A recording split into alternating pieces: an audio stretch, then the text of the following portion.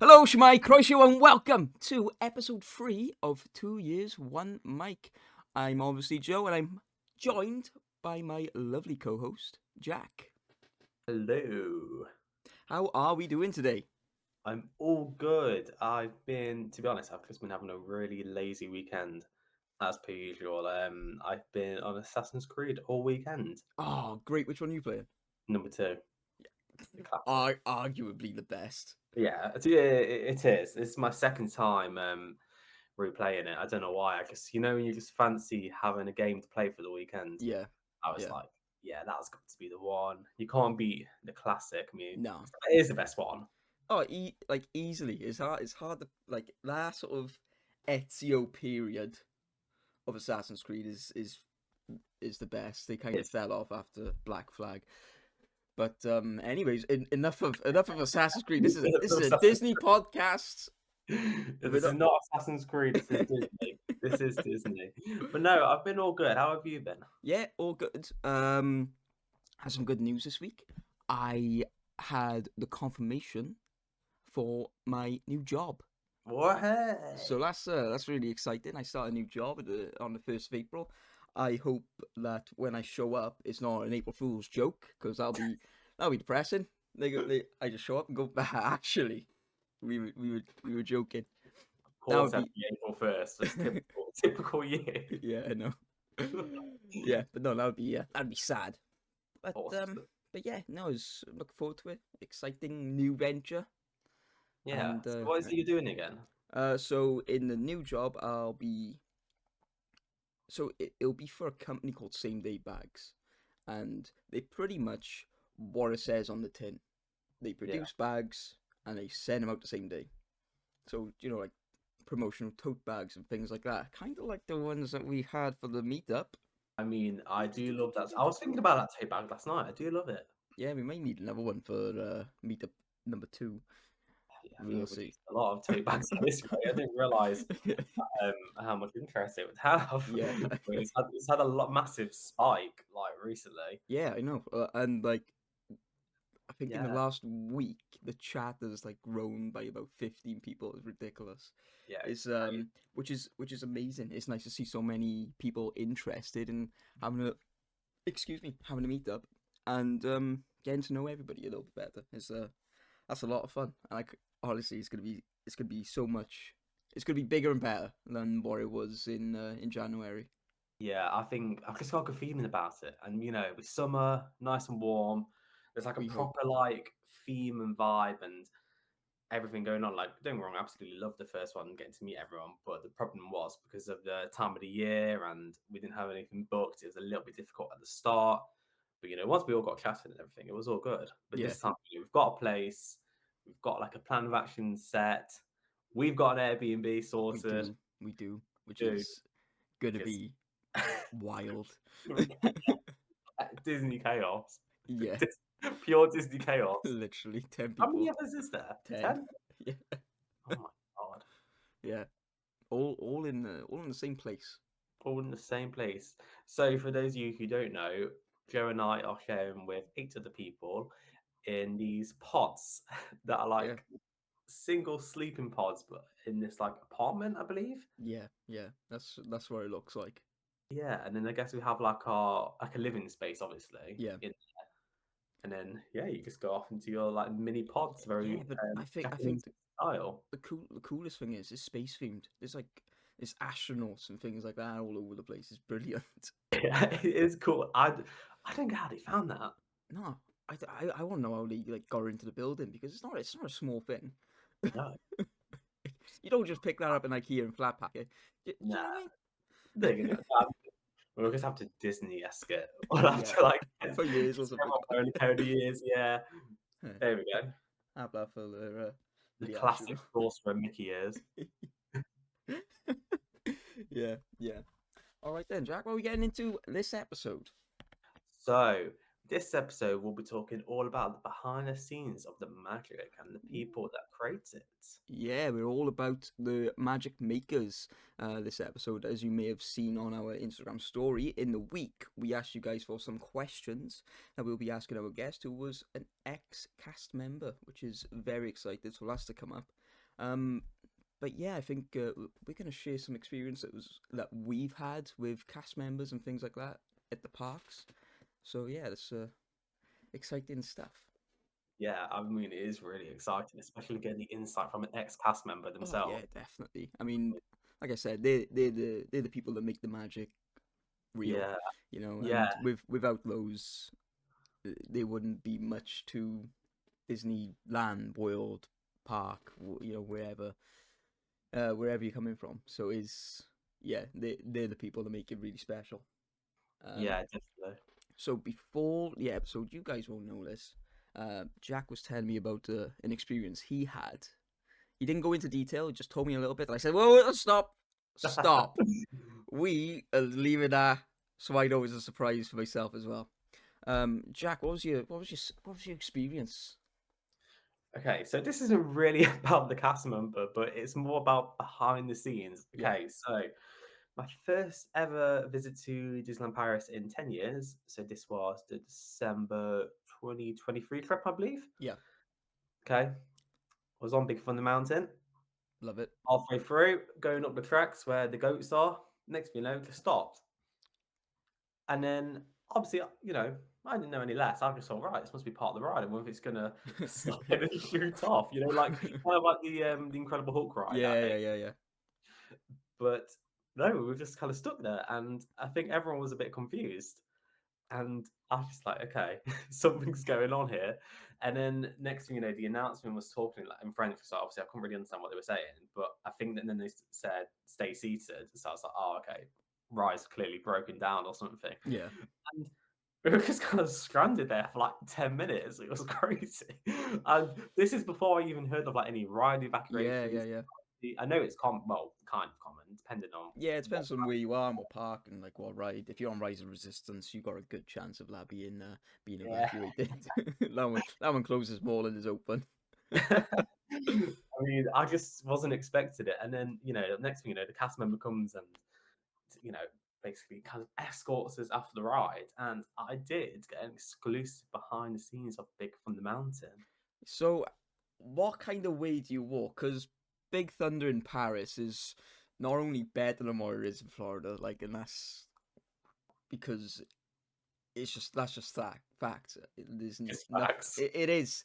I mean, if you've done Big Thunder in Florida and you've done Big Thunder in Paris, you know which one's the better one, and it's Paris. Just because you go under the water and you're in this island, how does that work? Because obviously you got stuck in the middle island bit. Yeah. Do you have to go down and up, or is it all the secret tunnels of Disney? Wow, wow. It was kind of confusing, to be honest. I mean, I'm trying to think of memory. I can't remember exactly what bit we went into, but it was very like it looked very mechanical. Yeah, Looked like like a grey underground weird construction site kind of thing. yeah, And I was trying to take a couple of photos, and obviously then I was getting told in French, no, don't, obviously no photo, no photo, no video. And I was like, oh, so I got a couple of sneaky snaps. I'll yeah. share them with you afterwards, so you can see. But I just remember like going like up some like loads of steps and stuff, and it was quite a long walk. I remember because Yeah, obviously like it's on the island. yeah. I would I imagine you have to go down and I back think up. I think that's what it was. I think it was down and up. Wow. I just can't remember what exactly it was, but yeah, it was weird. It was something that you would never see, like obviously from the ride. Yeah, It yeah, was very well hidden, and to be fair, like they were quite good with escorting us off. To be fair, and when we got off, I did get one of the fast track tickets yeah, to yeah. at a certain time. However, this was my last day, Oh no. so I had to go to the airport an Oh, hour oh afterwards. no. So you couldn't go back on it. Oh, No, that's so and depressing. it was so depressing. And obviously, it was my first time like ever going on Big Thunder Mountain. Yeah, So, but I did get to go on it 6 months later. which is always a bonus. Yeah, and it was a ride we ran to, Yeah, like, because obviously we were waiting 6 months to do it. yeah, yeah. And And that- and like I said, I think that version of Big Thunder is the best version out of the two I've been on. Anyways, is really cool. The fact that you go down and sort of down and under and back up, and then you're all of a sudden in the middle of an island is crazy. great. It's I great. know. It always surprises me every time I go on it. Oh yeah, Yeah, is the I always best. forget. I don't know why. I always like just kind of forget Yeah, how it goes. do you know? And the thing is, when you go to Florida next year and you go on Big Thunder, you'll expect that bit, but it doesn't feel the same as it is. It's the same idea, but it's not as good. Yeah. And you'll know what I mean and why I say that Big Thunder Paris is better than Big Thunder Orlando. Um, one of my own experiences with a little behind the scenes kind of thing Ooh. is on my most recent trip to Orlando. I was in Hollywood Studios Park. This was my first day.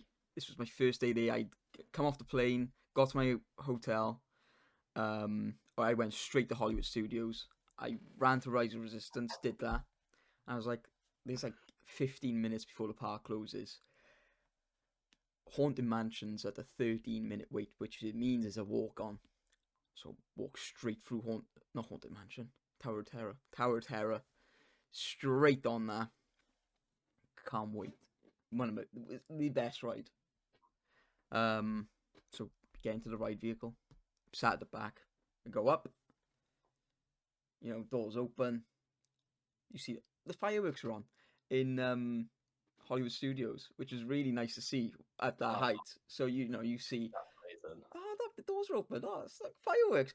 Plummet, and then you back up and they open again, and you're like, oh look, it's the fireworks again, and then you drop, and then it starts going up again, and it stops. On Tower of Terror. Yeah, it stops, Oh, and oh. like you think, it's fine. It's just gonna, they'll just drop us in a minute, and then the voice comes over. Please remain seated. Your ride vehicle will start moving soon or immediately. Oh, that's No. okay. That's fine. We'll just sit there for a bit. Like 5 minutes go by. It's like we still haven't moved. 10 minutes go by. Another the announcement again. Like 15 minutes go by. It's sort of like, oh, we're stuck by it. And obviously, if you start to talk to people, everybody's really chatty over there.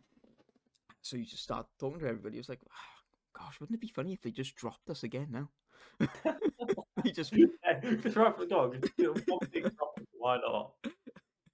so yeah, it was like maybe 20 minutes we were stuck in the ride vehicle where we had stopped, and it's not the same as Paris because you don't get heat. So when you're in this ride vehicle, you can feel all the humidity. Oh, So we were all just like roasting in the Tower of Terror ride vehicle for like 20 minutes before we even moved again. Eventually, I think, yeah, after a little bit, we did come back down. And the cast member there was there to greet us. And we walked through. I don't know. It was kind of. Do you know what the back rooms are? yeah, yeah. Yeah. So it was kind of like walk Crazy through the back backwards. rooms. Yeah. Right. It was weird. It was like corridors, and then it was like an elevator, and then it was like some more corridors. I was like, oh gosh, this is so weird. And it's all like underneath the tower. Um, and we eventually come to like where all the ride vehicles, your load in point. We get back to there, and we're like, how did we get here? Secrets of Disney. Yeah, literally, it's so mad. But then we basically got to go back on the ride straight away. We didn't have to queue up again. Everybody who was in the ride vehicle was like, yeah, we'll go back on it again. So, and now that time round went up and down, fine, perfect, more than anything. But yeah, There we go. you see like the back rooms at Disney, which is It's crazy. which is really mad. It's quite eerie, to be fair. Yeah, I mean, I can imagine. But there is one thing I've got to say about Tower of Terror that I absolutely love, and that is the cast members. Oh yeah, I mean they Tower of Terror, another level. yeah, yeah. I mean they do such a good job of keeping it creepy. Yeah. Is It's really like adds to the immersion of the ride. Whilst whilst I was there, have you ever had the phone ring at the front desk? don't think so. Right, so at Orlando, the phone to ring randomly at the on the front desk at the hotel.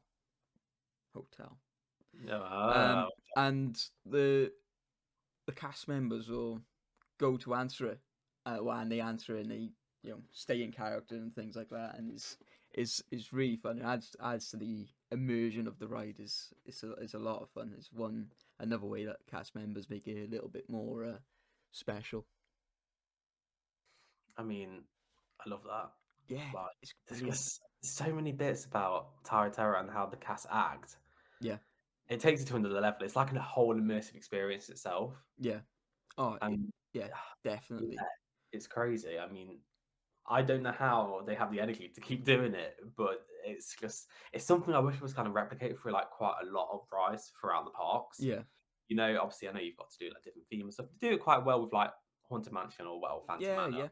yeah, yeah, Um, but Tower of Terror, I think it's like another acting skill that's yeah, just been added. I wonder if, like, in the interview stage or something, you have to maybe do some kind of scenario, or obviously when you get allocated to like Tower of Terror, you have to like, kind of like perform. yeah, I yeah. wonder how that's I, done. I reckon so. I reckon cast members, especially over in the States, anyways. I'm not sure about over here. Um, they're often actors who've not been able to get acting jobs, so they go to Disney, which I think is really cool. But yeah, I think is the performance side of it is they're very very good, and is it's very much the same. And you'll find this out when you go to Florida next year, and you head into Hollywood Studios, and you move planet. You get onto Batu, and the cast members there are just unbelievable. They're so brilliant. They'll talk to you in like a different language, obviously in English, but like they won't recognize certain things that we do on Earth Got you. I and got you. and what they do on Batu. So like in the mornings they'll say rising suns or something like that. In the night there's rising moons. So it's nice ways of saying good morning, good night, and things like that. And you pick up a lot on like how they speak to guests is really immersive. It's a lot of fun. I think the more immersive they get, the better, Oh yeah. because it's like there's only one place you can do it. No. Oh my And you can gosh, yeah. tell as well when like a cast member has like a strong passion for Disney, and it's not just like like a Yeah. job they have to go to. Because obviously, I understand, for some people it will be like naturally, but I Yeah, yeah. suppose you are like in the happiest place on earth. Like, there's got to be some bits of you that will be like, I absolutely love this. Oh yeah. I mean, like even the custodials that go around with sweeping up the rubbish, I see with like smiles on their faces. They just genuinely love being amongst it all. Yeah, It is so wonderful to see that it looks quite a nice place to work. Given the opportunity, I'd love to. But yeah. I don't know what I would do. I don't. You know what? I'm just trying to think. What would you do? What do you do? Where could I see hmm, you fitting in there? hmm. I I would love to be on Batu. I would love to be in Black Spire Outpost, whether it's merchandise or in the food areas. It'd be so much fun to be in the world of Star Wars and like bring the Star Wars story to life every day. That would be so much fun. So much fun. Yeah. Where could I see you? That's the question. Hmm. I don't know, see. I reckon. Here we go. I reckon Here we go. you would be at you'd be a server, but you'd be a server at no, this is a good one. I was gonna say, At what is Cinderella's castle on? Okay. at Walt Disney World, which is a really fun character dining. You get to talk with all the princesses, and if you work in late shifts, you get to see the fireworks from the castle, and that is absolutely stunning. Nice. And I mean, Cinderella and you go hand in hand, like Oh. Winnie the Pooh and Honey. So like, I mean, there you go. You've got it sorted. that's where I could see you giving out swords and wands to all the kids, or if you're in my case a 20-year-old me, because I had a sword when I did that dining. Don't blame me.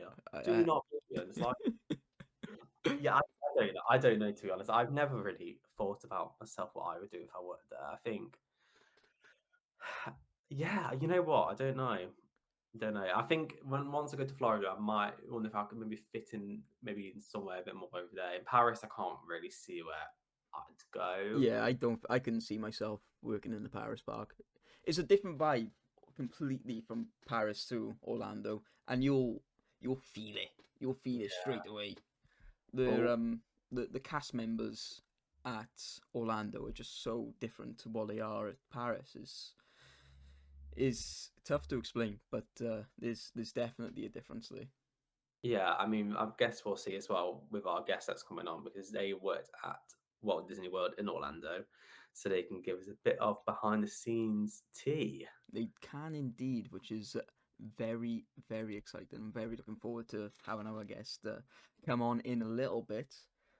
Which, looking at the time, maybe in a couple of minutes or so, actually. Well, me also, I'm excited for this because I love all like behind the scenes stuff. Yeah, I don't know, it excites me. yeah. I watch a lot of TikToks or people on YouTube do like are on college program or doing their cultural representative program, and seeing their sort of like day in the lives of being a cast member, and it's so much fun to watch everything and how it all goes.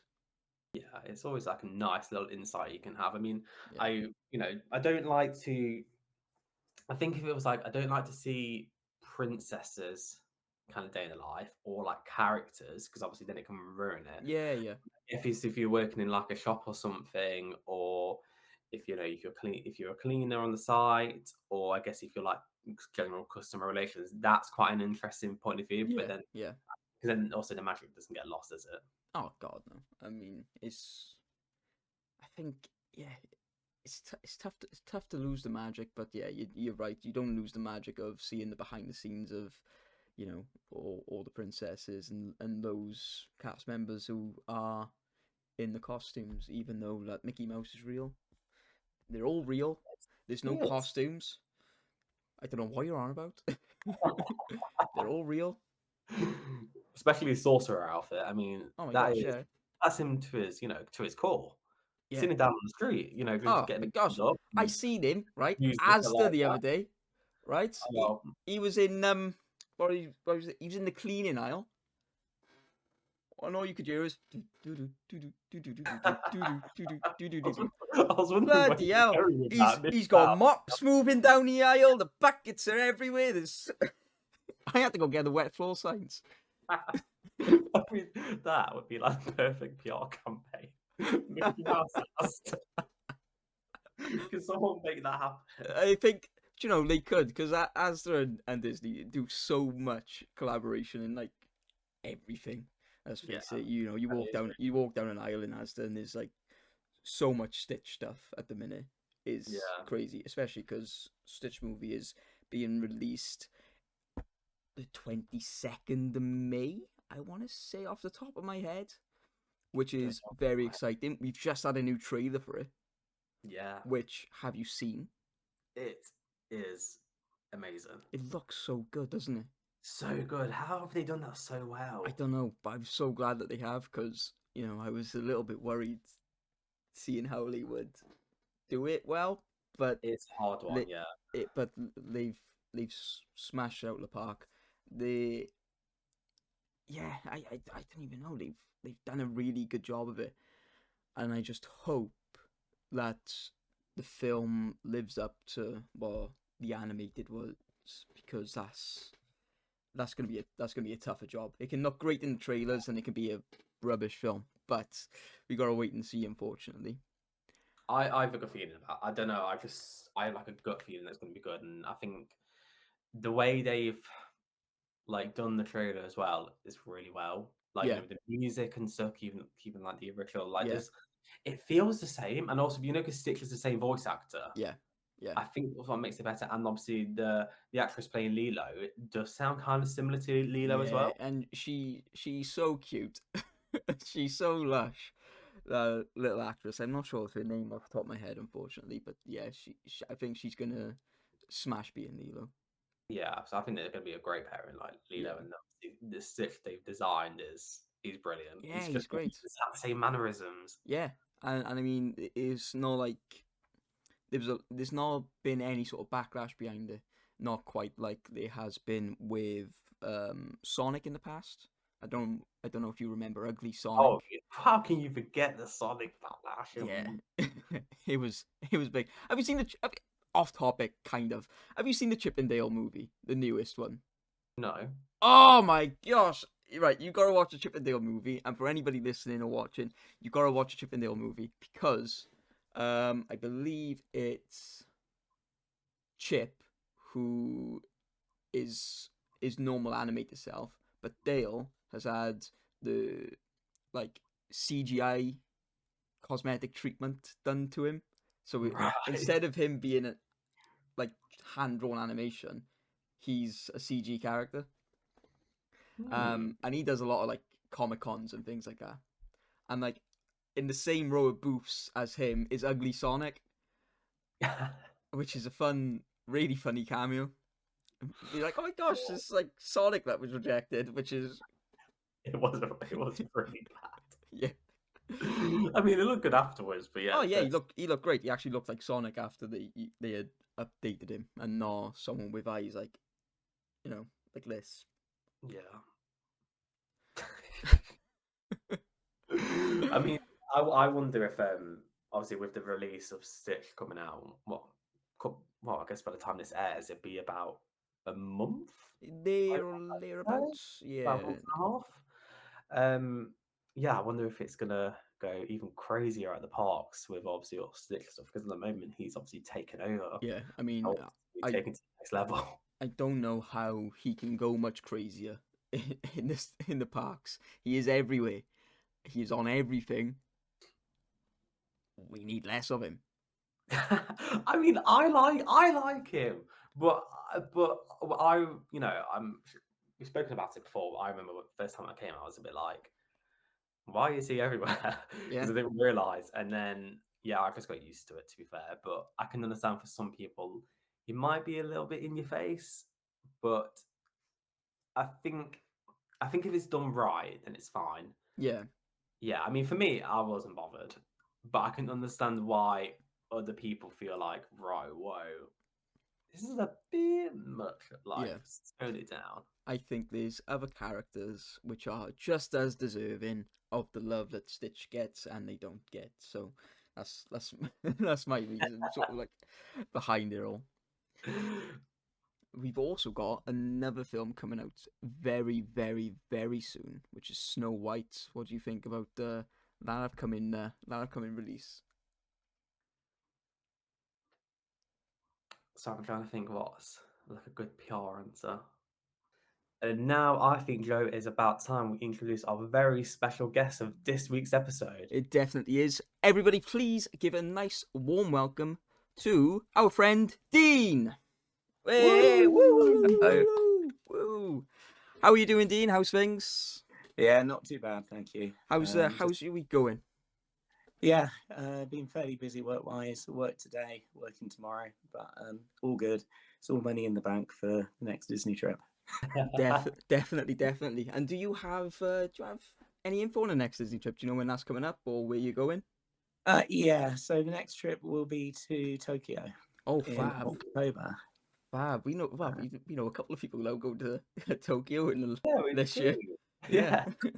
I mean, Robert's currently out there. Our friend in the chat, he's currently out there, and he looks like he's having a great time. He was at the Pokemon Cafe yesterday, and the Kirby one, I think, today Yeah. as of recording. Kirby Pizza, I think it was. Yeah, our friend Sophie, she's going in a couple of months' time, and obviously yourself as well now, which Yeah, is I think amazing. Sophie and I have said we're going to try and meet up over there for the park at least one of the days. That'll be amazing. That'll be amazing. I know you've done the Tokyo Park before. Is that right? Yeah, years ago, about 22 years ago, maybe. Wow, wow. So it's a lot is going to be changed since the last time you've been there. Obviously, you've got Fantasy Seas and all of that new area to look forward to. Oh, exciting! And it's gotten a lot busier than what it used to be. Yeah, yeah, I can imagine. Yeah. Yeah. Oh, definitely. I believe your last trip was it Shanghai Disney that you went to. How did you find that? That was just amazing, honestly. To tick your final castle park off, yeah, it was pretty special. I'm kind of a bit greedy last year because we did a few weekends away with my partner and like groups of friends and things, and then did Orlando for a week with my friend Liz. Yeah. My friend Liz used to only do Disneyland, but the year before last, I convinced her to come to Disney World with me, and she had a good time. So I think I've kind of popped a cherry, and she's yeah. We're talking about going back next year for Epic Universe if money allows. Yeah. Oh yeah, that'll be amazing. I know myself and Jack are going back to Walt Disney World and Universal next year, also towards September, October time. If I'm not mistaken, I think we were out in the park at the same time last year, and we never crossed paths. And I just think we were at different parks at different days or something like that. Like I'd see your story go up, and I'm like, oh, you're in like Magic Kingdom, and I'm in Hollywood Studios or something like that. And we never got a chance to cross paths, which was unfortunate. But yeah, we were there at the same time, which is yeah, a bit wild, but is a big place and easy to miss people. Yeah, definitely. You kind of check in with friends that you've got over there, and it's just it doesn't always allow. But I've got a good core group of friends from when I was working over there, and I've known over the years. So there's usually a good group when we hang out. Yeah, and that's something that we'll be definitely touching on in a little bit when we get to some of our questions for you. Work life over at Disney. Yeah, but Shanghai was amazing. There was 5 of us that went. One of the girls that I worked with in Orlando, she joined us. A partner, my friend Luke, from who I've gotten to know through Instagram over the years. We've kind of met up and done parks and things. He met us out there, and another friend from Australia, again from Disney Instagram. So there's 5 of us. We did 3 days in the city and 3 days in the park, and it was just amazing. I think I cried like 3 times the first day. Like this utopia. Yeah, I think that's the correct response. You know, obviously I seen your pictures as you were posting them whilst you were out there, and you know you were at the Zootopia area, which looked absolutely incredible. Insane. Yeah, like what do you think about all of that area, because it just looks so immersive? Yeah, it's the best. I think it's the best land Disney have done. It's quite small. I mean, you got shops and things. There's no restaurant there, which I think is a bit of a. They could have made it a bit bigger, and you've just got the one attraction. But you got like the meet and greets. I mean, queuing up for Nick and Judy. If you went like midday, you were looking at like 2-hour plus queues to meet them. Wow. Not as bad as Duffy and Shelley May and all the Duffy friends, because their queue went up to 4 hours. They love Duffy for meet and greet. Yeah. Oh God. But because we stayed on the on-site hotel, then we got into the park earlier. So we knocked out Nick and Judy on the last day, and I think we queued up maybe half an hour or so. See, that's acceptable. I'd queue up that long to see him, but 4 hours for a meet for Duffy. Wow, that's incredible. Fair play.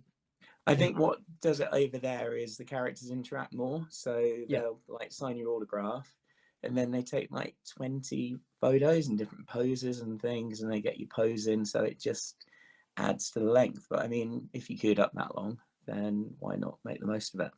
Yeah, oh, definitely. I kind of want to touch on like why Disney? What got you into this weird and wonderful world that we all enjoy? I've just always loved it, really. Yeah. I mean, as a child,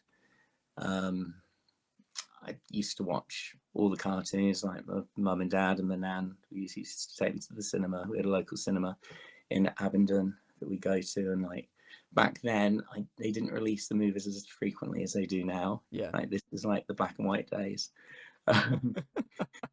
But so you would get like the old ones shown again, like every 5 or 10 years, you get Snow White being shown again, Bambi, 101 Dalmatians, and things. So I kind of grew up with it. I kind of got addicted. You probably don't remember, but we had like videotape Disney sing-along songs. Oh, videotape. I'm old enough to remember the tapes. I had an old like CRT TV with the video player, and they'd be my bedtime sort of watching before going to sleep as a toddler, basically. Yeah.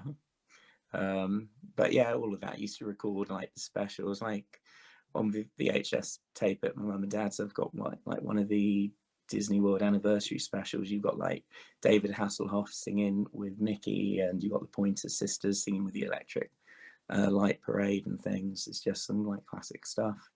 But yeah, and then I used to collect the little figures, like PVC figures. Yeah. I probably got about close to 1,000 of them at my folks'. Wow. Ben won't let me bring them here. There's a lot of my stuff still at my folks'. But yeah, and it just grew from there. I'd always wanted to do the parks. And then in '88, Dad booked us a holiday over there.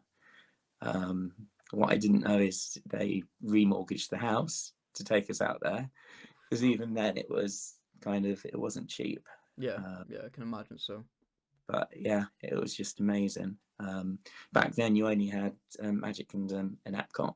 Yeah, they were building MGM Studios. We took a helicopter and flew over, so I've got these photos of them building it all when we were out there. Dad had a big camera, like huge camera back then, because they weren't small like they are now.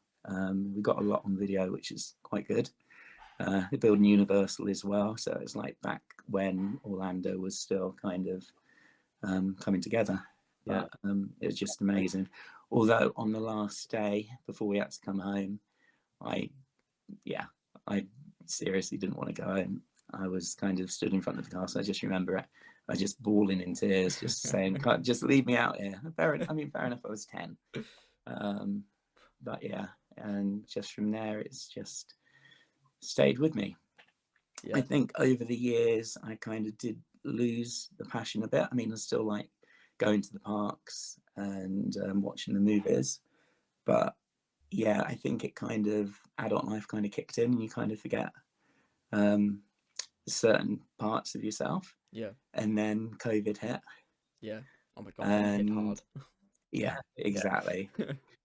And just seeing that the parks were shut up, and like for like 2 or 3 months, it was just killing me. I just thought, well, because back then you didn't really know when it was we were gonna get out of it. So I just thought, okay, I need to get back because I miss it. And then my friend Alex on Instagram, Disney Nerdy Canadian, he started a Disney Instagram page, and I thought, well, I'll give it a go. I've got knowledge. I'm quite opinionated, and I know a fair bit, I think. So I gave it a go from there, and then from there it was just connection with other Disney geeks, and yeah, it's just pretty special. And we started doing quizzes on Facebook. We put a Facebook group together with somebody I worked at Disney Store with, and we do like a quiz every 2 weeks, and people would join in and things, and just to keep us all going during lockdown. And then it just carried on from there, and I've kind of been hit by the bug even more than ever since COVID. Oh, that's brilliant. Yeah, it's nice to be bit by a bug which isn't that horrible disease that sort of swept over everybody. Yeah. But instead the Disney bug. No, it's expensive though. Oh my gosh, yeah. Don't we know it?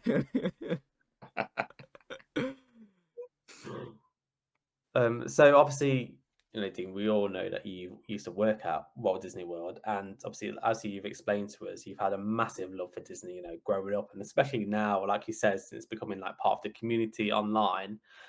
I guess could you kind of talk us through when it started, when you applied for the job, when you first flew over there? What was it like? Okay, so I worked at Disney Store Oxford, store 819. I was there for 9 years, part time initially. When I first applied, I think it was coming up to Christmas and the store was opening. They were looking for cast. I was doing pantomime at the Oxford Playhouse at the time, and they wouldn't give me the time off to do both. So they kind of turned me down. And then they phoned me back, I think it was the following spring, saying that they were looking for more people and was I still interested. So it was like a Saturday job, weekend job at the time. It was really good, lovely group of guys. And back then, it was still back to its old kind of standards. And as far as like the Disney store now, I don't think there's any patch on the ones when they used to be dotted all around the UK, and you had like the themed stores, Plush Mountain, and all the animatronics around the ceilings and stuff. And it was really, really good. We kind of got a family together. Our managers were amazing. They were really pushing the Disney Store Oxford. So I don't know how they did it, but they got Mark Davis and his wife Alice in, and Mark talked about his role in Imagineering and his animation work on Bambi and everything. Alice talked a bit about like doing the dolls for It's a Small World, and they were signing the Disney Classic Collection and signing sales and things. So that was really good. We would get characters in. So when Lion King came out, they brought Rafiki, I think one of the hyenas, and Timon in, who were doing meet and greets. We had various princesses in over the years and things. And then when Beauty and the Beast came over to London from Broadway, they gave all the Disney cast that wanted to go free tickets, and they got a coach. Wow. And they slept us, well, they took us down there, picked up some other stores on the way, and just had an amazing night. It was like, I think the week of kind of preview, so it wasn't the full-on preview. I think it was technical rehearsal or something. But just the whole Dominion Theatre, just full of Disney Store cast members, geeking out at watching something that was pretty fantastic. Because back then, you wouldn't even imagine that Disney cartoons would come to stage and you get like, all these amazing musicals and things. So yeah, it was really good. And then obviously, so I started there when I was like 16-ish, approximately. And then kind of growing up, and I made friends for life through it. And like we'd finished on a Saturday, we would then go to the Oxford coach station, get a coach to London, go partying at GAY until like 5 a.m, get on the coach back, go back home, shower, and then go back to the store to be ready to start in like 9 a.m. the next day, some days. That's brilliant. I mean, you can't do that. You'd never get away with it today. I couldn't do it now, believe me. But back then, it made some really good memories. It's good. No, that's fantastic, and I think you're right. When the stores were dotted about it everywhere. I mean, my local was in Cardiff, and having the plush mountain, and like you said, the animatronics above the shelves, and all like the screens everywhere, and just Disney music from a lot of the Disney Channel shows as well playing, especially when I was growing up. It's a whole different vibe. You're right to what the London store is now. You're right. There's a different vibe to it. So yeah, it's nice to sort of have that. You've got that knowledge of what life was like before everything sort of when a direction it did. Yeah, and like we do things like when new movies were coming out, we do like preview nights, and they would hire out like the local Odeon cinema, and they choose like 2 casts to go down and man it and like kind of be the hype men. Like I did the Tarzan one with my friend Wiggy, and we went down. I think we gave out freebies to the kids and things, went up on the stage beforehand, got everyone to do their best Tarzan raw. Nice. Just like completely hammed it up, and they were just the best times. And I think having it in your local community there and pushing out. I mean, fair enough. I guess the internet wasn't even around or in early days, so Yeah. it was an easier way to get people into it and hype up the movies before. Maybe that's partly why they pulled back, and also it's online shopping and things. But it doesn't really beat what the old style stores used to do. No, I mean, I didn't even know any of that really. So to hear it, it's like, oh God, I feel like I'm missing out now. I wish I was there. Just want to experience it. It sounds And like they would, you would. So after you'd been there, I think it was 1 year, you got a 20% discount on merchandise, and then after it was either 3 or 5 years, it went up to 35% discount. And then they would start throwing in tickets to the parks. So I think you got 2 free tickets to Disneyland Paris each year, and you could get a couple of free tickets to Orlando. So I used to save them up and use the discounts, just 35% discount on the hotels, and then use the free tickets for a couple of days when we go over there. So it was amazing. I was going to say, Yeah. Joe, your jaw is like to the ground. Yeah, I'm in awe. That's like fantastic. Like, They were really good. yeah, I can't imagine it's anything like that now. And like when I changed my role to go to the other part of Disney, which we'll probably talk about later, my discount dropped. So I had 35% and did like my 9-year service award at Oxford. And then I went over to a 20% discount, which is what they gave cast over there. They let me wear my service pin, but my discount card actually still had a few months left on it. So that helped out a little bit. It did. 2 more months. That's fantastic. So what was it like when you, I guess, first made that decision to move over to the other side of working at Disney? Because did you say you worked there at the Disney store for 9 years? Yeah, 9 years. Yeah, so I was at Disney store between I went to Performing Arts College and then I went to Dance College. So I'd always be back and forward, either extending my hours at Disney store or scaling them back. Yeah, so one of my co-workers, Jodie, she applied for Epcot and got it. And then she was back visiting her family sometime, and she spoke to me and said, look, I can give you the information if you want to go for it. She was enjoying it. So I got the details from her. That was through Yummy Jobs, which is still doing it today. I think it was interview process. I think it was about 3 telephone interviews initially. And then if you got past those, then you would go down to the Disney head office in Hammersmith. They'd invite everybody down and it would be like a mix and mingle, I guess. You'd meet different managers. They put you in different groups, do different kind of tasks and things, see how everybody got on.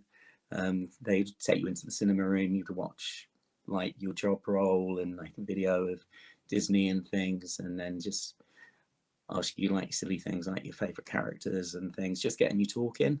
And like they said, the main thing was they wanted to see your personality and how you would get on with the guests and things. And then after that, I think it was one other telephone interview. And then, if I remember correctly, it was going through, and then 9/11 happened. Oh my gosh! Ooh. Wow, that's heavy. Yeah. Yeah. So how did it sort of work after that? Because obviously that's America changed totally after that. So like, how did things sort of proceed afterwards? Well, it was crazy because I think about 5 days after 9/11, I was flying out to America with my parents. We went out to Graceland, Nashville, Dollywood, and then obviously Orlando. And it was, the mood over there was so bizarre, very somber, and kind of everybody was on high alert and things. So it was a weird time. But yeah, so they contacted me, I think it was the start of the next year, maybe March time, and saying that they were then starting the process again, because at the time I think they just froze everything until they got the parks back up.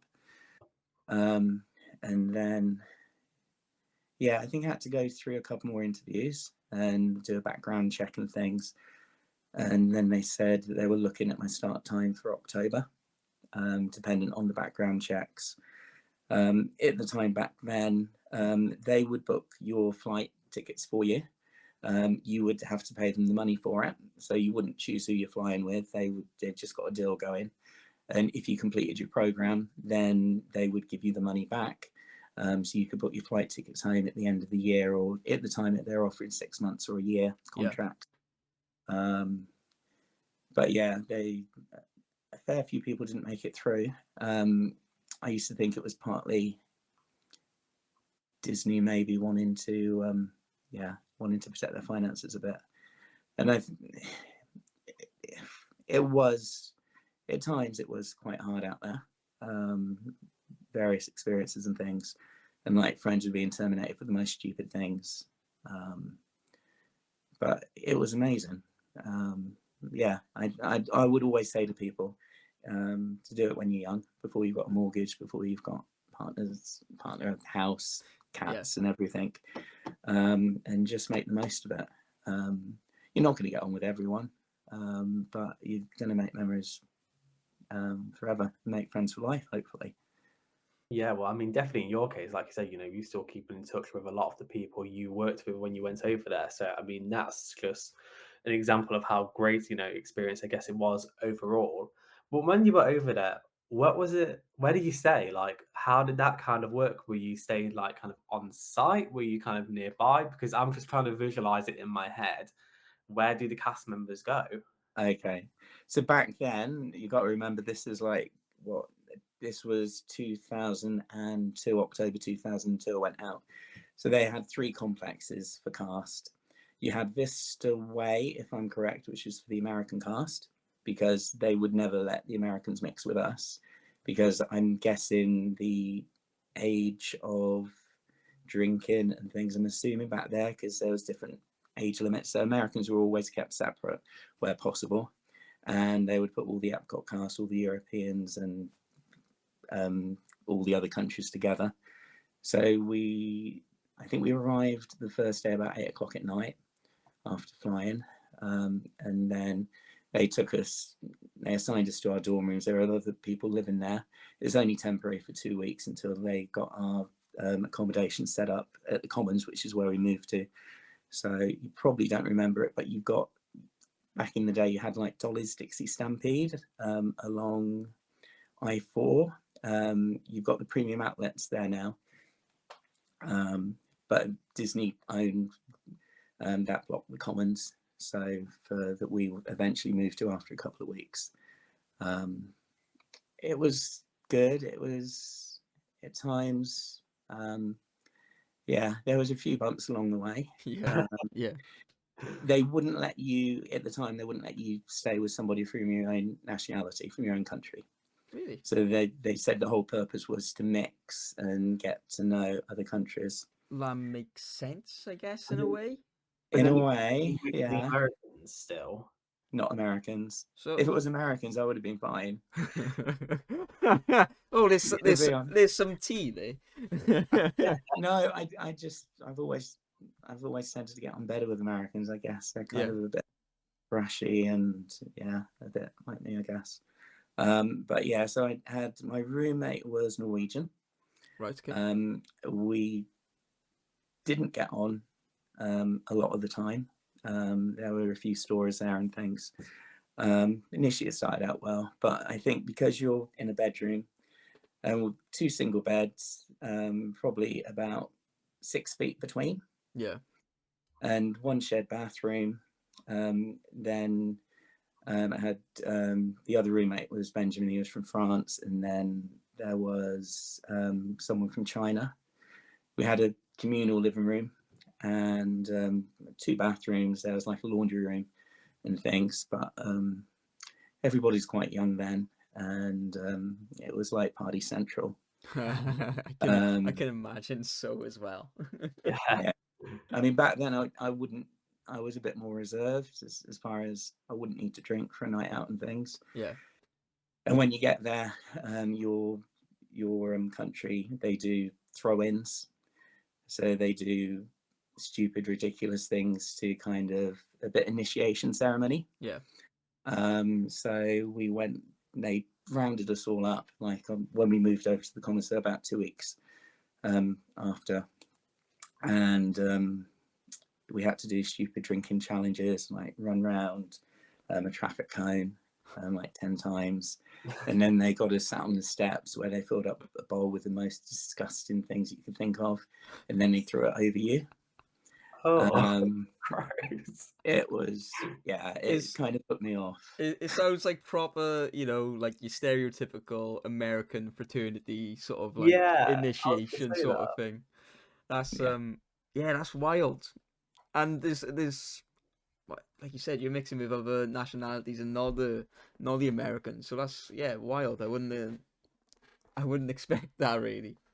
I mean, this is back in the day, so whether Disney have clamped down, but yeah, it was. But it depends on your country. So the UK had UK lads, UK lasses. So one day a week, all the boys would get together. I didn't really do that because I was kind of mixing with other nationalities by that point. But they'd go and do things like my roommate. The Norwegian guys used to do Rambo nights. Right. Which would consist of putting a temporary tent up in the living room. And they would then bring loads of mud into the sink in our bathroom, put it all over their faces, dress in combats, and put Rambo on the TV. Whenever Rambo was said, they would down a drink, and the place was just ramsacked. It was... As I said, if it was now, I probably would have found this funny side and maybe even joined in. But back then, it really did my nuts in. Yeah. I can imagine it would. I mean, I would hate somebody sort of like tracking mud all the way through like your shared living room with a tent down in shots or whatever. Every time Rambo is said on the TV, that's I mean, so wild. What happened to the simple game of Ring of Fire? Like, what happened to that? But then other nationalities, like the Chinese, would go together and go for a nice meal in somebody's flat. That would be their weekly thing to do. So it just depends on the nationalities. I tended to mix more with like the Mexicans because they like to party without getting drunk. There'd always be good music playing and like dancing and stuff. And a fair few of the Chinese girls I got friendly with, and some of the American guys that lived over there. One of my good friends, Mark, he was a chef at the Swan and Dolphin. He used to, whenever it was getting too much at my place, he'd say, well, I'll pick you up after work, and I'd go and crash at his. It was really lovely because it was pretty tense at times. I mean, one time, my roommate Magnus, because we'd had an argument, his friend came to the apartment and took a knife out of the cupboard and kind of pushed me up against the wall and said, just stop causing shit. And I did report it, but they looked about moving me. But this was a few years, well, obviously this is like 20 years ago. So I think now that they've moved to Flamingo Crossing, and as far as I'm aware, I think everybody is all together. Yeah. I would think they probably kind of control all of that a bit more. Yeah.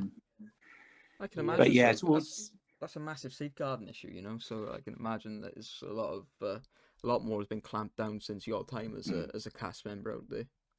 Yeah. But yeah, like my last month of the program, I was kind of gotten so knocked off with it that I put myself into the All Stars and just stayed there. Went to and from work from the All Stars because it was getting a bit too fractious. Nice. But as I said, everybody has different experiences, so don't let that put anyone off. Yeah. And they probably, as you say, they probably got safeguardings back in place now and things. But on the whole, it was amazing. Your days off, you could go to the parks, well, when you had days off, because initially we were still getting back from 9/11, so we were kind of working 6-day weeks. Wow. And long hours sometimes. And so the way it would work is, depending what shift, I think the worst position for me was rope drop. You'd have to get to the park about 6:30 to be at the bridge separating UK to Paris, France, and stand on the bridge, put the rope across it, and make sure nobody comes in when they're coming in for the princess breakfasts. And you would be standing there from 7 through till 10, just on the Wow. bridge. Yeah, it's a bit rough. That's rough. It is Yeah, rough. That is rough. so we would try and swap out with somebody when we knew we had that to see Yeah. if anyone wanted to cover it. But it was nice. I mean, you're outside and you got friendly with the squirrels. Yeah, I mean, and I suppose the weather can be quite the bonus out there. Yeah, I mean, it's usually warm all year round. Not quite. The winter time can be a bit chilly, but most it's warmer than what it is here. You know? Yeah, definitely. I mean, it went down to minus the winter that we were over there for like a No. few days, and it was freezing. They give you extra. You can get like winter. Well, back then you could get like the winter costumes, like the woolly, long woolly coats and things, just to keep you warm when you're outside. But yeah, it was pretty up and down sometimes, but most of the time, yeah, baking. If you're outside on the carts, you're sweating buckets. Oh, God, yeah, I mean, I can't even imagine how that must have felt. I mean, that sounds like a bit of my worst nightmare because I hate. It's not that I don't hate heat. I just hate sweating. Obviously, in general, like because I get hot quite easily. Yeah. So, oh God. Anyway, I don't want to think about that because that's not nice when you have a visual of me working in the sweaty Florida weather. When you worked at the parks, obviously I know you mentioned about doing rope drop, but where do you mainly work when you were over there? Like, did you kind of swap around with like certain rides you worked on, or what was it? Yeah, so you're stuck at the country that you're representing. So they wouldn't really move any of the UK guys away from the UK pavilion. So when you initially apply, you make a decision, say if you want to do merchandise or food and bev. Food and bev people got a better wage because they got their tips. So like weekends they were jetting off to like Miami and doing Disney cruise and things. Whereas the ones in merch, you didn't get the tips, and there was a bit of a class divide. But yeah, so with the other pavilions, if they had attractions, then there would be an attraction role, I think, that would kind of switch in and out. But yeah, so I did merch there. So as for the locations, you would go in the morning, I think 10 a.m.ish, if I remember correctly. And the managers would be there. They would get you to line up. They would check your costume, check your hair, check you shave properly. If you haven't shaved properly, you need to go and shave before you go to your post. It was very regimented. Wow. So I wouldn't get away with this. No. Well, they've changed the rules, didn't they, during COVID? Yeah. They've relaxed it, and you can have facial hair, but it has to be tidy or something. Yeah, it has to be. It has to comply with the Disney look. That's what it does. Is it true? Do you know, as you're coming through backstage, is there a mirror on the walls as you come through them to make sure your costumes are all in place? I've seen that somewhere. Yeah, so you would. So at Epcot anyway, you would go in the back, and as soon as you get in, there would be like a check-in machine. So you put your ID on it and scan yourself in. Although we used to get told off for doing that because that's not accurate, because you're not in your location for that. You got another like 10 minutes to get to the UK pavilion from the back, because you would enter kind of close to where Test Track is. Yeah. The cars parking. There would be costume in the wardrobe department to the left, and you could either go into the wardrobe and pick up your new costume when you got there each day, or they would let you take it home, and then it would be down to you to wash it and keep it presentable and things, which was easier to do that because otherwise it's cutting in extra time to get changed when you get there. And then you would walk to your location. They've got buses that run around the back that would take you there, or you could just walk as long as you had your main outfit kind of hidden a bit, because they wanted to, if I remember correctly, they were trying to keep you all to the country that you were working from. The same as like Magic Kingdom, you won't see anybody that works in Tomorrowland No. walking through Adventureland, but they've got the Utilidors there. Yeah, it's a completely different system when you get to the first floor of Disney, which is, yeah, it's crazy, absolutely crazy with the Utilidors. But yeah, you would then check in. There would be a computer backstage at the toy shop in the UK Pavilion. Yeah. And you'd put your name in. It'll give you a ticket, and it would tell you what your location was. So you usually do about a couple of hours at each location, and then the next person that comes in or goes back to get a ticket after their break, they would then bump you and tell you your next location. So you're constantly going around the different shops. And it was just the shops for us in March. Your day could consist of stocking, if there's anything out back, like the tea shop, the tea shop. You go back and like stock the tea bags and the chocolates and things. And yeah, so it was constantly moving, but also obviously had to keep yourself free to speak to the guests that were coming in and have conversations. You got pretty free reign, to be honest. You could set up games just to play with the kids, like name games and things like that. And yeah, it was just doing that. And then at the end of the shift, if you were there to the end when the fireworks started, you would cash out, get your till back to the basic float, and then leave it in the manager's office. And then the next day, whoever's starting, they've got the float ready to go and just slot it in the till and go from there. We had 3 weeks of training initially. Went to the Disney University, and they like train you, tell you about all like the Disney way and things. And then you do like classes like with Florida wildlife, like what to do if you saw a gator. Oh my God, wow. Interesting. Oh yeah, like a gator just coming into the UK Pavilion of Epcot. Well, when I was there, we had a gator came into Blizzard Beach. It got into the Lazy River one day. What? Yeah. And like in the Commons, we had a big lake. The Commons was amazing. We had a gym, we had an outside pool, and but yeah, the gators would regularly come out of the pool and like walk up on the ride, and then you'd get like the animal services down to catch them and move them on. But yeah, some of the things that you would find.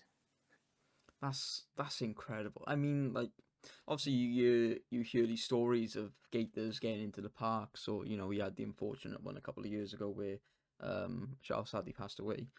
But but yeah, that's crazy that whilst during your time there, something like that did happen.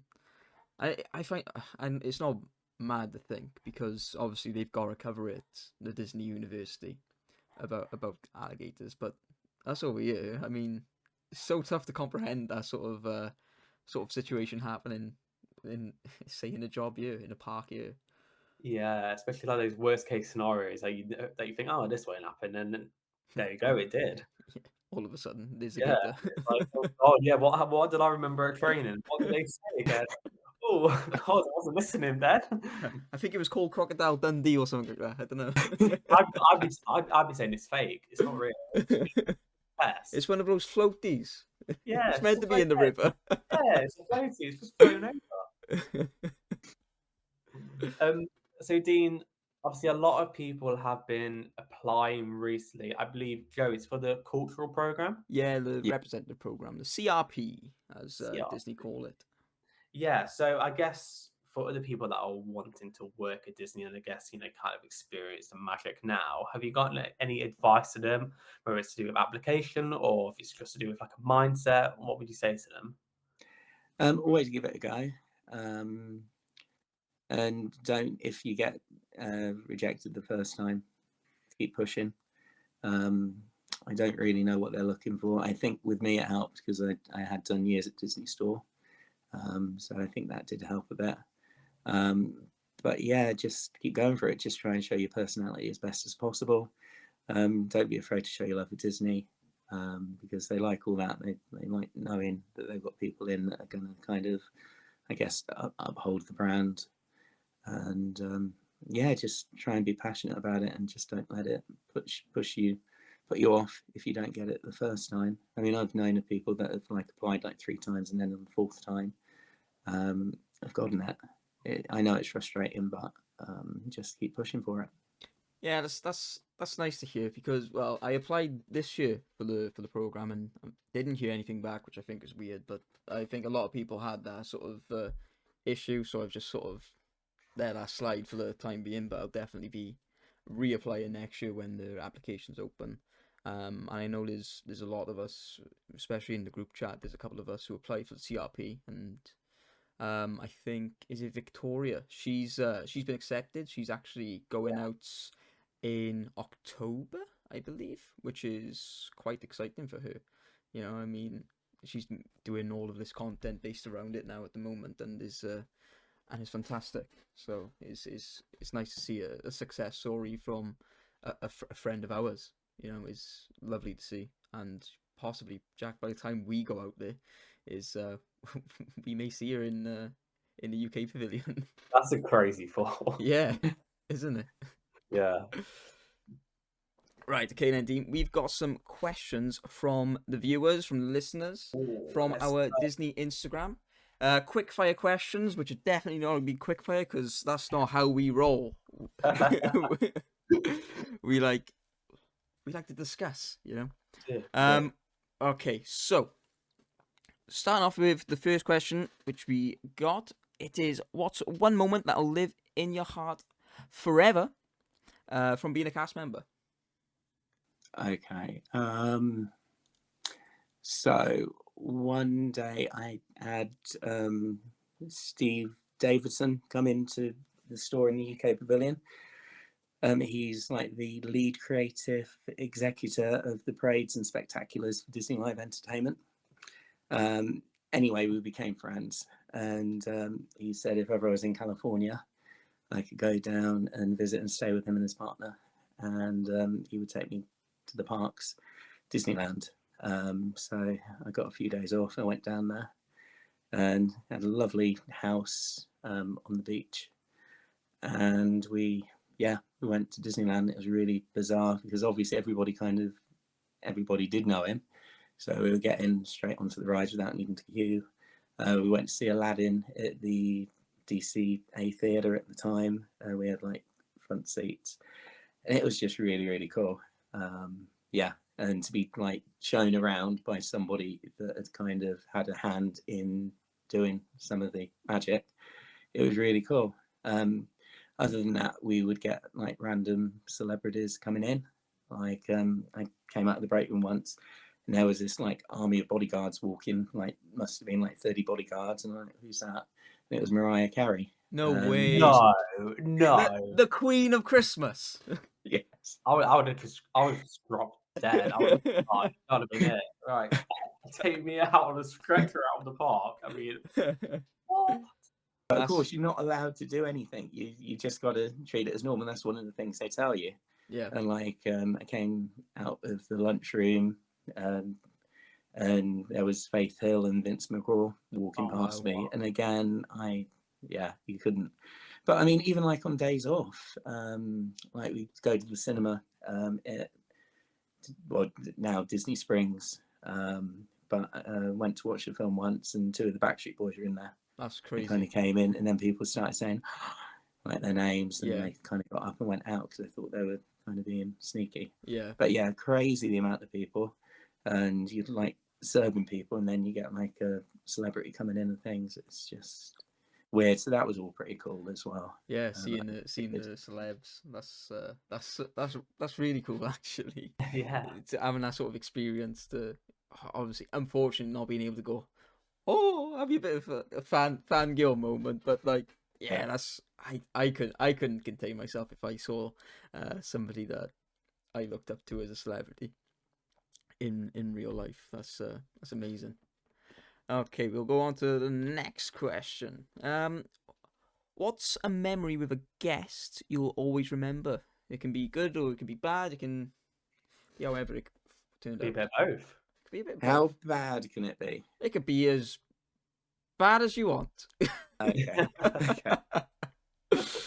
So obviously, people are drinking around the world, Yes, yes.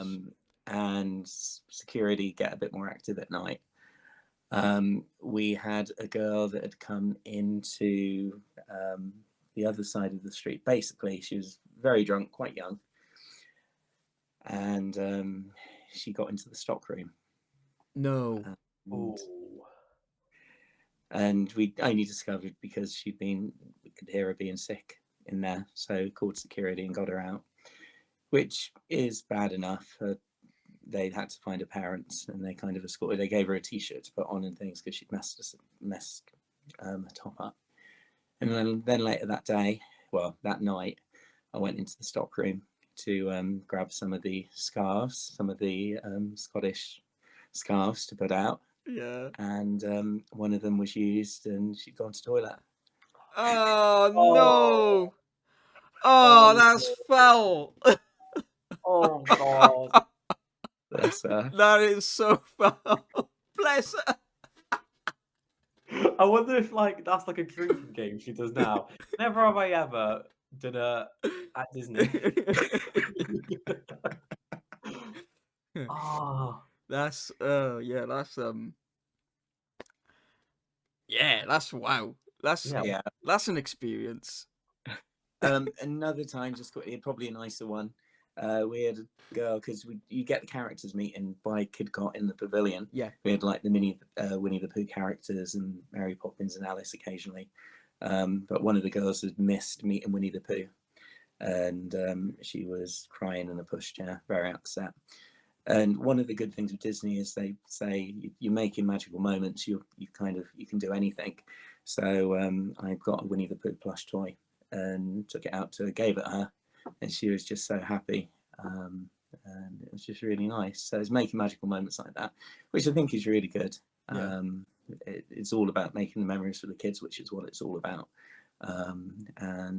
Yeah, so it's yeah, your day could go anywhere basically. Yeah. No, that's lovely, and I love that the cast members are able to sort of have that power of making memories which characters may not be able to because you get so little time with them. And I said at the start of this episode that the cast members really are the magic at the parks, and without the cast members is it wouldn't be the place it is. And they're all brilliant, in their own way. So this next question is kind of similar to the first, but what's your happiest memory about working at Disney? So probably getting into the Utilidors under Magic Kingdom. Oh yeah, what was that like? Well, they're pretty strict when you start, and they Yeah. say you have to stick to your own park, especially like Magic Kingdom is so busy. So you're not supposed to be going to other parks. But I'd made American friends that were friends with Tigger and Goofy and things, if you get what I mean by friends. Yeah, they used to get me backstage. Not all the time, like 2 or 3 times. And one time I went down there and visited the character zoo. Wow. Which is like the costuming department. I'm sure you've heard of it. Which is a bit trippy. You see rows of heads hanging on hooks. Yeah. They can make a horror film from it. Yeah, but I don't know how I feel about that. It'd be a bit, I don't know if you remember, the Polar Express when there's a scene when there's the ventriloquist doll and he's like hanging out. I used to get really creeped out by that scene, and I wonder if it's a little bit like that. It's very niche, I know, but That's I bet that's a wild experience, being able to sort of like see that layer of Magic Kingdom that not many people get to see. I know there's thousands of people that work there, but like for us, us normal people, as a geek, it was pretty special. And go on. No, I was just going to say that kind of thing is one of the things that why I think everybody should go for the program. I mean, it's just you're not going to get experiences like that again. You can maybe pay to do like the Keys of the Kingdom tour and things, whether they take you under there. But yeah, just give it a go. It's worth it. Yeah, no, that's amazing. Did seeing that like break the magic at all, or was it just like keeping the magic just as real as it is?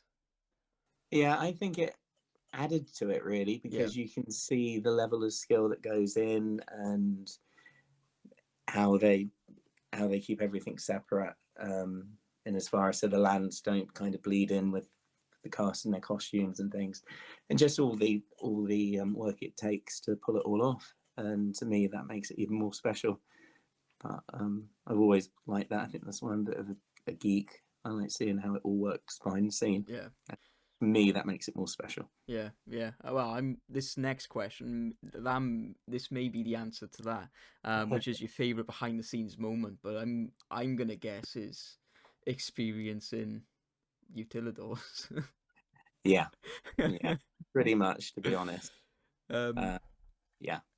yeah. I can imagine there was a lot of rules and things like that you had to stick by whilst being a cast member as well, whether it's at your store or at the parks. Is there a rule that you would change? I think they're pretty much on point with everything these days. I mean, when I was there, you weren't allowed to have facial hair. If you had ear piercings, you had to take it out. You couldn't have tattoos and things.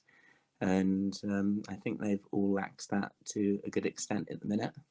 Um, so yeah, no, not really. I can't think.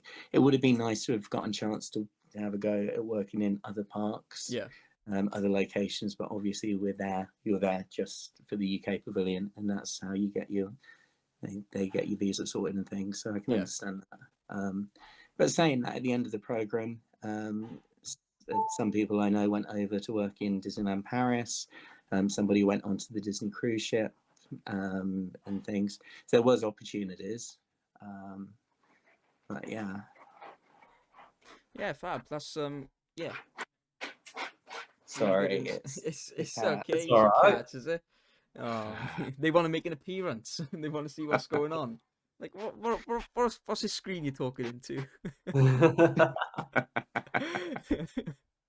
What's his name?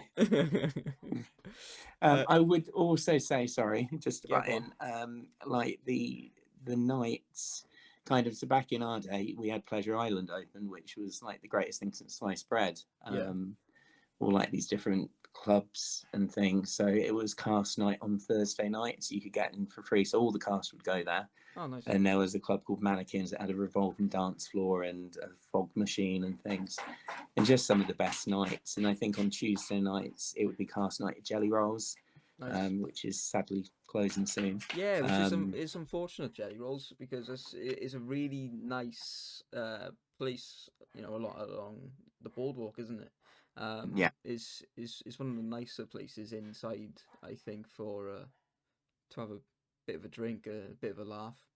But yeah, it's a shame to see it going. yeah, Real I shame. think so. There's not much along that boardwalk area for things like that. I don't think, anyways. I know you got a sports bar there. I think if that's still there, um, the P the dance hall. I think Yeah, that's still there. I think that's going soon. So once they sort I'm out I'm not Jelly surprised Rolls, it's because always empty. yeah, I've never heard of anybody going into the dance hall. No. But yeah, no, I'm not surprised with that one. But yeah, it's a shame for Jelly Rolls because that did look like a good atmosphere and a good good crack. I think they're replacing it. They're talking about putting a jazz club in or something, and apparently Jelly Rolls is going to be moved somewhere else. But It'd be nice I for it to don't know. be moved. You know, I can live with it being moved, but getting rid of it completely is I think a bit harsh because it is a nice place. Yeah. Okay, so another question we've had is that if guests do bring sweets for the cast members, do you guys like? Are you guys actually able to take them, or did you experience anything like that? If I remember correctly, and this is going back like 20 plus years, I think you would need to get authorization from a manager Really? just to declare. Um, But yeah, I mean, like if they brought in like a bag of sweets or something. Yeah. But if they're offering you a sweet, I guess you could take it. Although saying that, one of my friends from Canada, she worked in the kitchen. Yeah. The chef was making some cookies, and he offered her one, and she took it, and she got terminated No. because you're not allowed to eat any of the goods. So I mean that's different. That's not from a guest, but yeah, Ooh. there were certain things where they were trying to get rid of people during their term.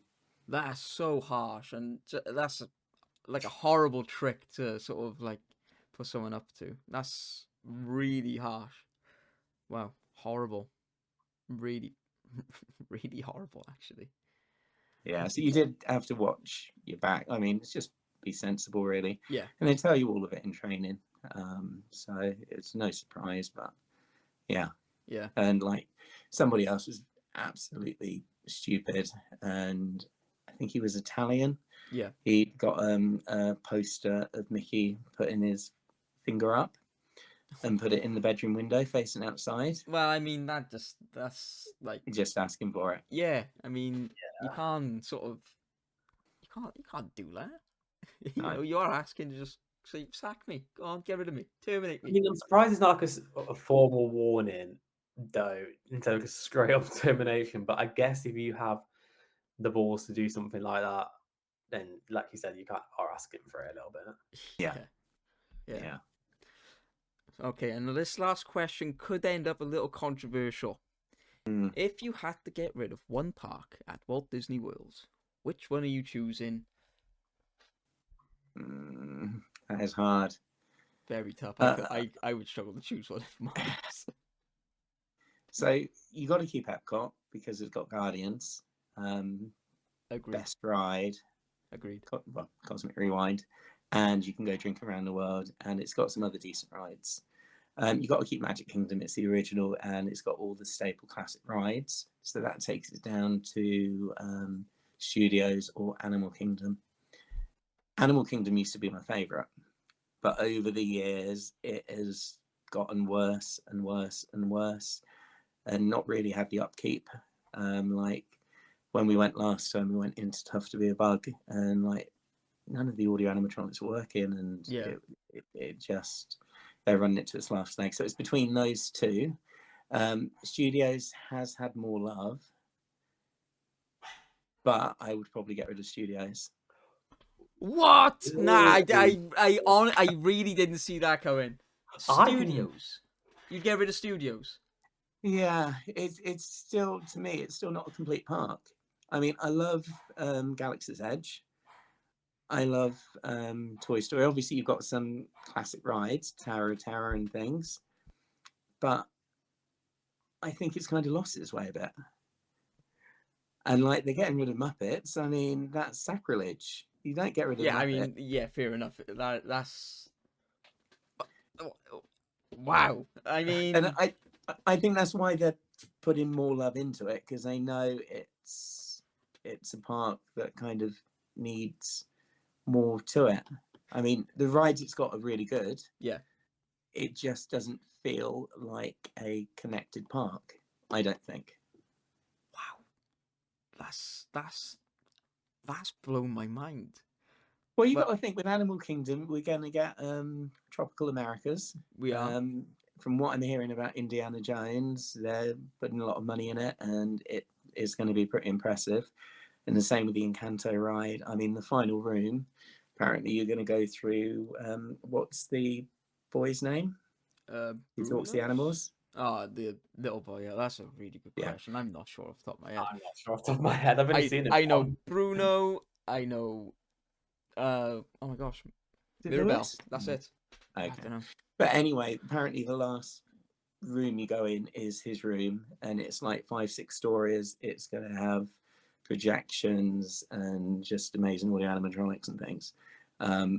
So I think that addition will pull the park back up. So yeah, at the moment, I want to save Animal Kingdom and see what's to come. Let's hope it goes back to as good as it used to be. Wow. Controversial, I'm sure that will be. because I would say a lot of people would say Animal Kingdom. I would probably say Animal Kingdom, just because there's not a lot there at the moment, anyways. Especially with Dinosaur completely being removed, and obviously all of that's going to be in construction for the next year, apart from the ride, because you can still go on it this year. But apart from that, really, you got Cali River Rapids, you got Everest, you got the Avatar area, which is always too busy for what it is. And don't get me It wrong, needs another attraction. They've got a space at the back to put a third attraction. So I'm assuming once they get sorted on the one for DCA, we may get another and version of it. that, from what I've seen, is gonna be amazing. Apparently, they're gonna be using the same sort of system as Pirates over in Shanghai. Shanghai. That's the one. Yeah, I can't ever remember which park it's in, but yeah, it's meant to have the same sort of ride system as Shanghai. And if that's true, that's gonna be some ride. Yeah, That'll be very exciting. Okay, I think we're gonna go into a little 5-minute break. We're gonna have a little toilet break, grab some drink if you need a drink, and then we'll get on with Jack's Disney roll call. Disney roll call. Hell yeah! Okay, so we're all back and watered after our little 5-minute break. Had a nice little chat in the interval there, but now it's time for Jack's Disney roll call. Dax. Disney and Jax, you know. Daxter. I mean, all right. You made a nice save there. I'll give you that. Right. So every single week we are doing a random Disney roll call where, well, Dean, as our special guest, you will be given 10 names of Disney characters, and then you will have 2 options to describe them, either solid or pass, based on how you feel about the character. So, are you ready? Yeah, give it to me. Okay. So number 1, Cusco from the Emperor's New Groove. Pass. Straight away. That's such a that's like what? Why? We need to get into this. This is meant to be like, but no, I can't. No, we're diving into it. I can't allow that. Why is there a pass? I've never felt the movie. Really? To me, it feels the most un-Disney animation they've done. But it feels more like a Warner Brothers or something. My Lord and Saviour's in it. Tom Jones. Did you know that, Jack? Tom Jones is in it. Is he? Yeah, he's the singer. He's the singer guy at the start. I can't remember. You need to go back and watch it. I can't remember. I mean, I just remember loving Kronk, and Kronk was just great. Yeah, Tom Jones is the singer at the start. I need to. I liked Eartha Kitt in it. That was a good villain. She's brilliant. Yeah, she's really, really brilliant. But yeah, that's. I mean, there we go. We're starting off with a controversial. I know. One. Let's see who else might get a pass. Okay, so next one is Mulan. Solid. She's a solid princess. She's badass. That's what she is as a princess. Yeah. So yeah, that's a good solid. No, it's a good solid. I think she's quite underrated, to be honest. Yeah. It's a really good film, especially though. Maybe not the live action, but oh, don't talk about that. The animated one is brilliant. Yeah. Okay, and number 3, Hades. Solid. That was like a affirmed solid. Arguably, smile. I think arguably he's one of the best villains that Disney has produced. You know, he's brilliant. His whole demeanor is perfect. Did you see his meet and greet at DCA last year? He was so good, so good. I wish I could have been there, and you know, in the future, if I ever make it over to DCA, especially around the time for Halloween, that'll be a must do. Okay, so number 4 is Baymax. Solid. Yeah. That has to be. Love Baymax. Did you see much of him whilst you were out in Shanghai, or was that more of a Tokyo thing?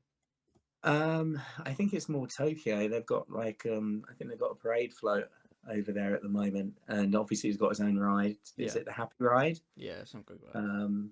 So yeah, and kind of watching YouTube, trying to pick up all the dances for when we're out there, like when we're queuing for it. Yeah, that's brilliant. What number was that? Was that number 4? Number 4, that was, yep. Yeah, because I have to double check. Okay, number 5, Snow White, the animated Snow White. See, she was my nan's favourite. Yeah. My nan loved it. For me, I would probably say pass. I think. I know she's the original. Yeah, that's what I'm thinking. That's kind of a controversial opinion because she's the first feature length, you know. Yeah, I think also the upcoming movie, although I'm really looking forward to seeing it, I think is kind of giving me mixed emotions. Yeah, I mean, off topic, before you came on, me and Jack had a conversation about the upcoming Snow White movie, which won't see the light of day. We're looking. I think we're looking forward to the Yeah. film. I think it's just a shame about how it's all come about. Yeah. And the trailers do look incredible. So I suppose we'll just have to wait and see. I think it'll be a really good film. To be Yeah. fair, Oh, Yeah. definitely. I just And wish the new songs. absolutely Yeah. the songs are incredible. I mean, I was listening to a couple of them earlier today. I think we just got to wait and see, to be honest. And I think once it's released, I think I think a lot of people will feel like kind of better about it. I think we just got to wait and see. Wait and see. I think the press are giving it a really hard time. They're all jumping on the bandwagon. I don't think either of the leads have done themselves any favors with things that they've said. But yeah, I've got hope for it. Yeah, like Jack said, we have to wait and see. I'm hoping it's a good film. And I hope it pays its what's the words I'm thinking of? Pays its respects to the original. Right. So number 6, Peter Pan.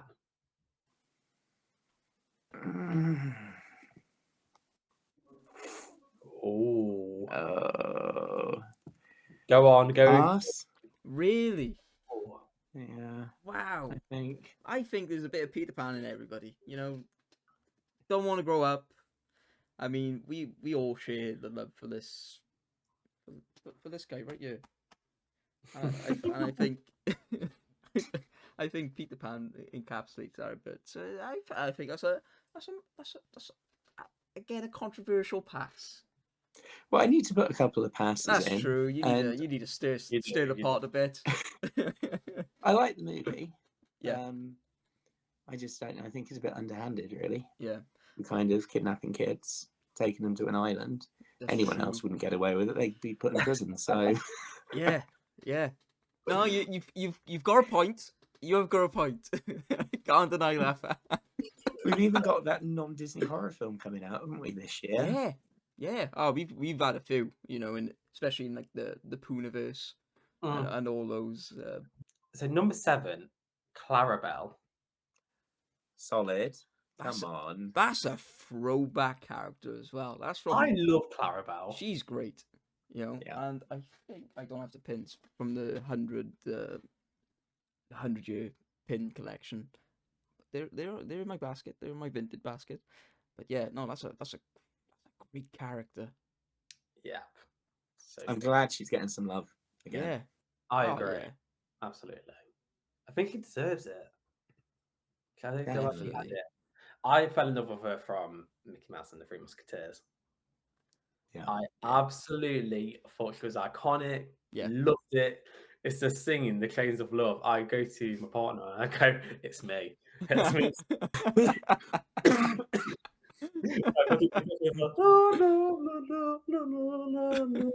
not going to carry on doing the whole.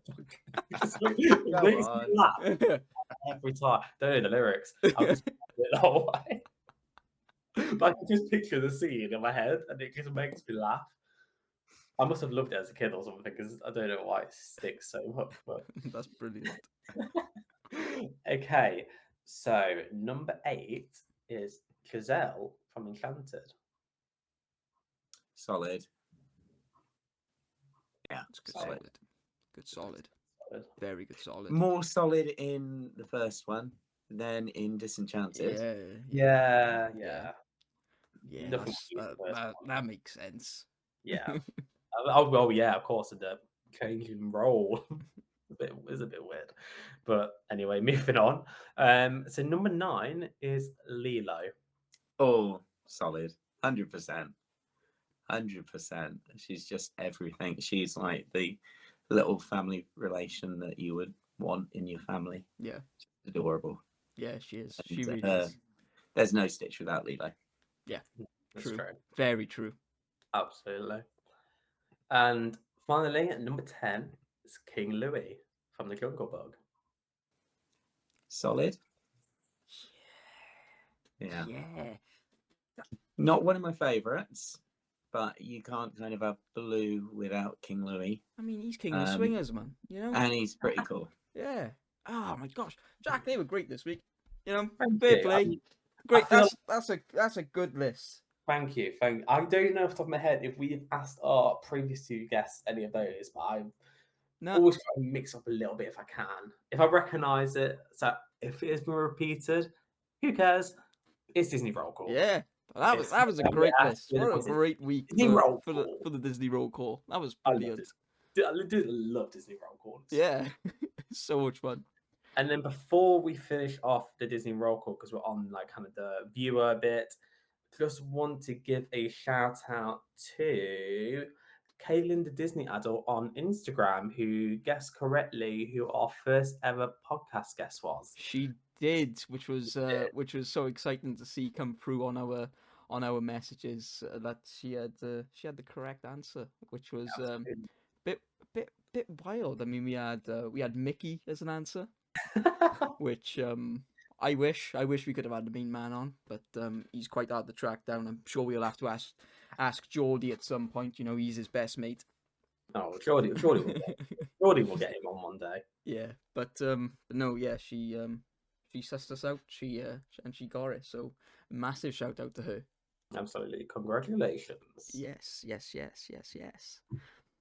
Okay, so we're gonna refer back to what me and Jack were on about just before you got here, and it's sort of like the behind the scenes bits. Jack spoke about an experience he had on Big Thunder Mountain where it had gone down and he was evacuated. And I had an experience on Tower of Terror where the ride stopped, sort of mid drop nearly, you know, and we were there for like 20 minutes, and I got to see a bit like the back rooms of the tower. Have you experienced anything like that in your time of going to the parks? Obviously, you've done a lot of the parks, so I assume you've got some sort of story there. I was walked off of Splash Mountain once. Really? Yeah. What was that like? Pretty cool. It was, we'd stopped in like the last scene before you go up the main lift hill. Yeah. So they walked us off, took us down, lots of staircases to go down, kind of, and yeah, it was pretty cool. Wow. Yeah, I can imagine. I can imagine there's so much more to look at, especially on a ride like that. Obviously, on the tower, you kind of see the ride vehicle and the doors before they close in your face. Yeah, it's good, but you're in the Florida humidity, and when you're stuck there for 20 minutes, you're like sweating bullets. You know, and obviously, Jack, you were saying that you kind of go down and up. Yeah, I was saying to Joe, I can't remember too much of it, but I remember you kind of going down and up, and I was saying it was like kind of like some like grey, like industrial kind of site thing. It was a bit weird, and I just remember there's a lot of steps or something, and then I was saying I got like told off for taking photos, which I will share with you afterwards if I can find them again. But I only got like a couple quick snaps just because I wanted to like, remember the experience. I thought, oh my god, this is so cool. But yeah, it's crazy being like behind the scenes and like the whole magic of it. Obviously, I know you have like a different kind of behind the scenes being a former cast member, But I guess like even now when you visit, I guess it's like, oh, it's like this thrill of it again. It's like stepping back into the magic. Yeah, definitely, because you wouldn't get to see the rides or anything kind of behind the scenes. So it is really special when you do. Obviously, you're a bit annoyed if you've been waiting for like 3 hours and then you Yeah. get on the Oh ride. yeah. Yeah. Is there a ride that you would want to be walked off of?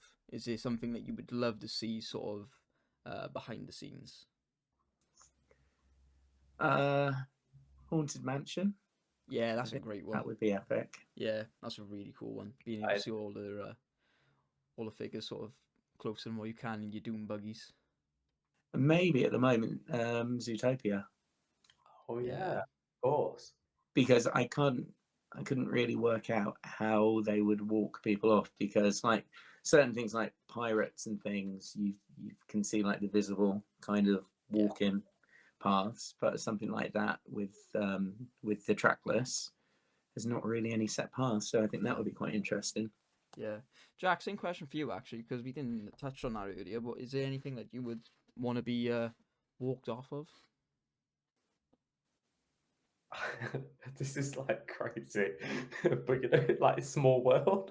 Yes. That would be like a really funny one because Yeah. I don't know why I find like I love Small World, but I obviously find it a bit creepy at the same time. I'd love to just like when you see them like I always look at them and think, why does the mouth move like really weird? I'd love to like just look at them and be like, yeah, that's made really well. Like proper closer look. And because obviously you're looking at so much when you're on Small World, I'd love to just like be able to like proper look at each Yeah. like country and stuff and be like, this is cool. Yeah. Like, yeah, off the top of my head, that would just come to me straight away. I think if there was another one, I'd probably like to do a Tower of Terror, kind of similar to how you did. Yeah, it was cool, but like you don't see much because you basically go into the corridors of the tower and you get sort of Yeah. you get ushered through pretty quick, and they go, oh, you can ride again. We'll put put you straight onto a ride vehicle. Like, oh yeah, okay, yeah, it's fine. and go Yeah. and go again. If I were to have one to choose to walk off of, I think it'd be Spaceship Earth. I think that would be a Yes. lot of fun to sort of come back down on yourself and go, backwards through it. I think that would be a really cool one to experience a walk off on. Definitely. And how they put it all in that sphere, it Oh my just gosh, blows yeah. my mind even now. Yeah, I mean, if it feels like you go up and up and up and up and up for ages, and then you have your descent back down into Earth. It's yeah, it's a brilliant ride. It might be one of my favorites. It's definitely a top 5. It's so good. And I can't wait for you to go back and experience it all with like this this new lease of love for Disney which you've had over the last couple of years. Yeah, I feel like a lot of my answers will be different by the time I go. Yeah, definitely. We'll have a wait and see. I'll have to come back to it and see if a lot of my answers will be completely 180. 100%. 100%. And I think that might be everything that we have for you, Dean. So it was absolutely wonderful having you on, having a great little chat and insight on how, life as a cast member was sort of, however many years ago it was. It was, a great chat about, everything you got up to in that style of life back then, and it's been great to hear about it. Absolutely. It's been so fascinating to hear. And for anyone listening, where can they find you on social media? So Instagram at Disneyparksandmagic. That's my Disney one. I've got a personal one as well, which is linked to that. But yeah, that's the main one I kind of bore friends with at the minute. Amazing. Well, Dean, thank you very much for coming on, and I'm sure we'll be speaking to you very soon, probably in the next sort of like 20 minutes or so after wrapping this up. Oh, absolutely. So yeah, Hey. we'll speak to you very soon. Thank you very much for taking the time out and coming to speak to us. We appreciate it more than you know. Thank you, guys. And I love what you're doing with the community over here. It's nice to get a community in the UK of like-minded people, and love what you're doing with the meetups and everything. Yeah, so keep doing what you're doing. You're doing really good. Thank you. You know, is Jack's the mastermind behind the meetups. And it is great. You know, we can't wait to sort of bring them to everybody. Is Yeah, great. it's really exciting. Dean, excuse me.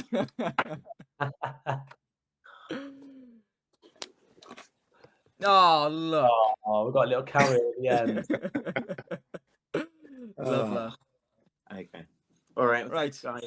No worries, Dean. Thank you so much for coming on. We'll speak to you very shortly. Bye-bye. Bye.